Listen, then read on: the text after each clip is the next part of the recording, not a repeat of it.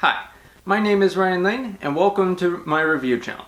So for today's movie, I will be reviewing Radhe, Shyam, a Indian flick. Anyway, so yeah, let's start off with the plot summary. Anyway, shall we? So we have our character Aditya. He is a palm reader who likes to engage in what he calls flirtationships. Basically, it's just going through the motions of a relationship minus the love. And Parina, she is a doctor with a with some medical issues. Yeah, go figure. In a rom-com, huh? Yeah. Okay.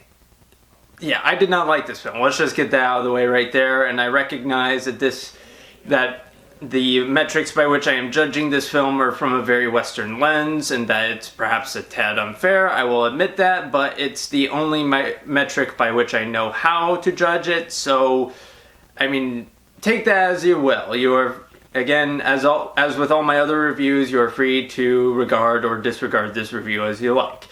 With that being said, let's start off with the fact that this film is way too long. Like, it's just, I mean, like, the director, he stretches way too little plot over way too much runtime.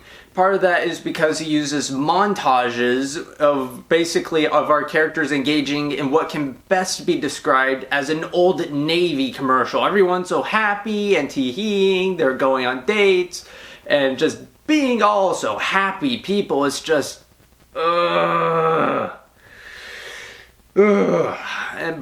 and in sequences that last way too long and use way too much slow motion, Zack Snyder would look at this and say, "You need to tone down the slow motion a bit there, pal." It's just, yeah. And then there's the characters, like, they're rather two-dimensional. Like I said, the palm reader, you know, he doesn't believe in love, he just wants flirtationships, but lo and behold, he falls in love. Go figure. And the lady, like I said, with the incurable disease, her pattern reflects as such as other characters. She is a bit of a daredevil and thinks her life is going to end soon. Guess what happens to her? If the first thing that came up in your head is that's what's going to happen. Yeah, and then there's also the writing. So again, part of a theme for this film is sort of about fate and how much power it has over your life. This film nails in that theme about as subtly as a jackhammer.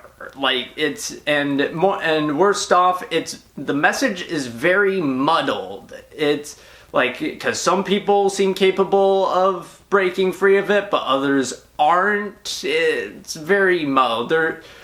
And the film also has subplots which either go nowhere, and in terms of influence the plot, or they are highly contrived. There's one subplot involving a hypochondriac sea captain who ends up factoring into the plot in a very, oh yeah, him, right. And also there's the male protagonist, Aditya's mother, who is a dancer. That subplot doesn't really go too much of anywhere. And then there's a subplot involving a rich man who wants to become a politician, who enlists the assistance of the palm reader, Aditya. This goes nowhere, really, in terms of plot. It just goes to show just how awesome the powers of Aditya are as a palm reader. I mean, and the special effects. Like, this film uses a lot of VFX, and some instances, you know, they look fine, but in others, it's like, they just look painfully fake. Like, I mean, again, this might be part of the fact that I think Indian film is far more stylized than many Western films, but I mean, it just took me out of the moment of the film, more so than a moment where at one point it literally blurs out a moment for what must have been a censor issue, which also the production design, like, For some reason, the writer decided to have this film take place in 1976. I think the only reason is because of medical intervention, I guess. But however, the problem is that the medical issue is so vaguely defined, you can't tell if we'd be able to solve that issue in the present day. And also compounding the issue is that I had to constantly remind myself, this is the 70s. This is the 70s. Because the film doesn't really look it. I never got like, oh, this is the 70s. I had to constantly remind myself. Yeah, so... I just listed off a whole bunch of negatives. Was there anything I liked in this movie? Well, the acting. I wouldn't say I liked this movie, but...